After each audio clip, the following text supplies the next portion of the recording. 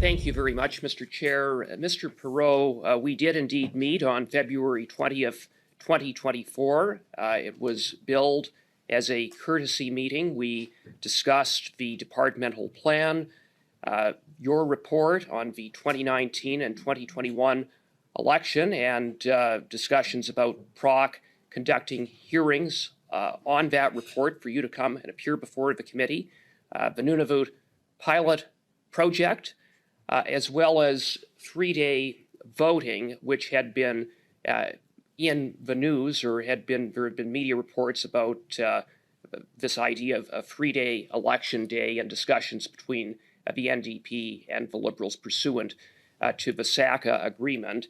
I just want to clarify that there were no representatives from the PMO at that meeting, were there? There was none. And no one from the minister's office? There was none. And no one from the PCO?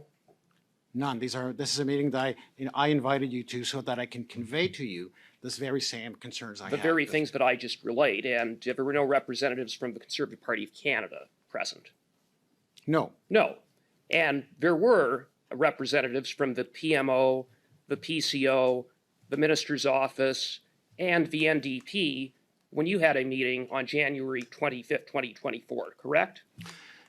Correct. We all knew the Liberals' excuse for doing their best to try to move the 2025 fixed election date was a lie the moment the advance polls eventually landed smack in the middle of Holy Week. But let's rewind to their own words. Back on March 20th, 2024, Dominic LeBlanc's office put out this line as the reason for moving the fixed election date by just 1 week.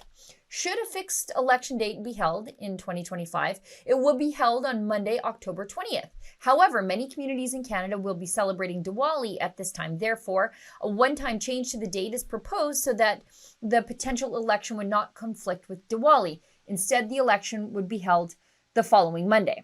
Sounds nice, right? Cultural sensitivity, diversity, inclusion, the whole warm, fuzzy Canadian package. But here's the problem.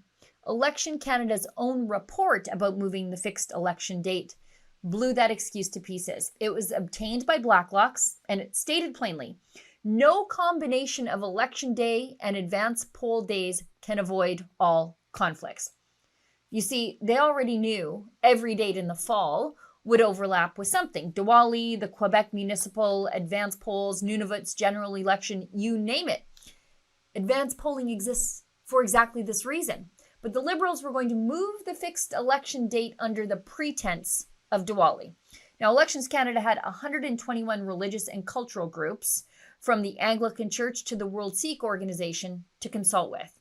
Elections Canada knew the no conflict promise was impossible, but they stayed silent while the Liberals and the NDP pushed the story of cultural sensitivity to move the fall election date by just 1 week. And here's what that 1 week election day would actually accomplish. It handed pension eligibility to about 28 Liberal and NDP MPs who would be just days shy of their 6-year service mark. It's an average of $81,000 a year for life. Moving back the election 1 week will cost taxpayers tens of millions of dollars. Now, the federal government is claiming that they're moving the election back a week because of a religious holiday. But I mean, just ask any Canadian on the street, and I think most Canadians would say, well, then why don't you just have the election a week early? So it really looks like the government is moving the election back by a week so more MPs can take that generous taxpayer-funded pension. And hey, look, if politicians don't want to look shady, then they should stop doing shady stuff like this. Now, thankfully, many of these MPs were defeated earlier this spring in an early election call, so this would have been their parting gift from taxpayers that they never quite received. But the Diwali spin was never the point. The Holy Week early election proved that the Liberals didn't actually care one bit about avoiding religious conflicts. This was about doing their best to make sure loser MPs got one last payday before the voters toss them out. And thankfully, it didn't quite work out that way. But the worst part, I think, in all of this is that Elections Canada knew the government's stated reason wasn't true, but they said nothing. And that's not the neutrality Canadians expect and reserve from the elections agency. I think it's complicity.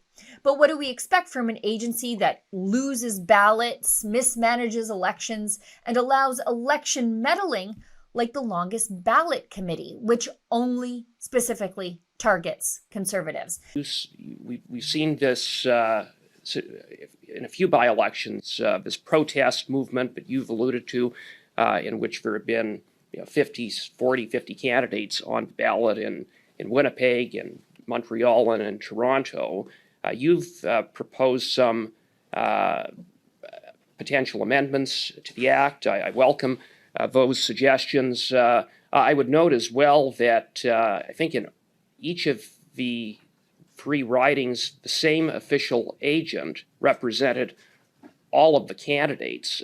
What are your thoughts on potentially making an amendment so that an official agent could only act for one candidate in a riding? Mr. Chair, that's something that I've considered. And now these are all nil returns for all of these candidates affiliated with that movement. And so it is such a small task to sign a nil return that I think it could easily be done with different official agents.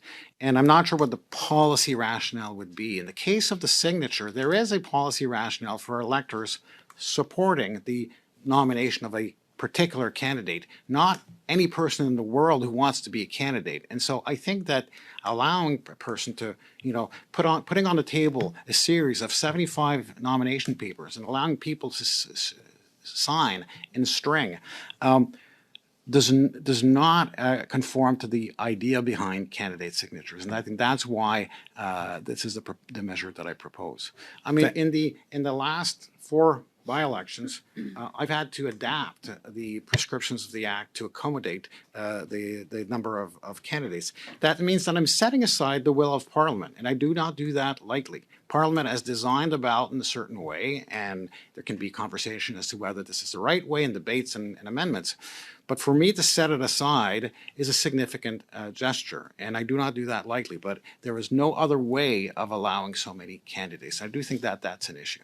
And despite Elections Canada's head, Stéphane Perreault, testifying to knowing about these election meddlers well in advance of the last election that saw 90-plus candidates target Conservative leader Pierre Poilievre in Ottawa-Carleton, Perreault did nothing. And guess what? It's happening now again in the by-election in Battle River Crowfoot. First of all, this longest ballot thing is a total scam and it must be stopped.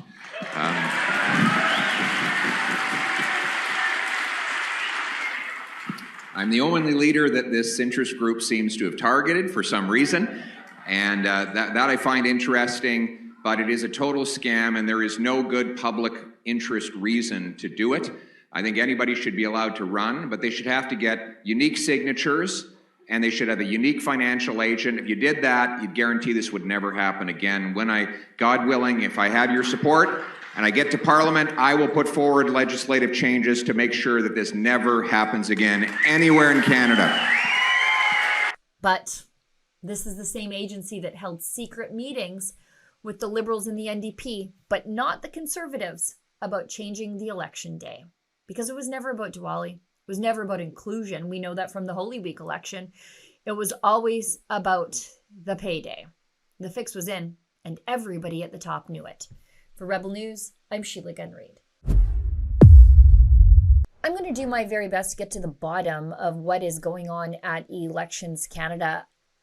I think Canadians have serious questions about election integrity, particularly after the careless way Elections Canada treated ballots during the last election. To help me file for records, please consider making a donation at rebelinvestigates.com.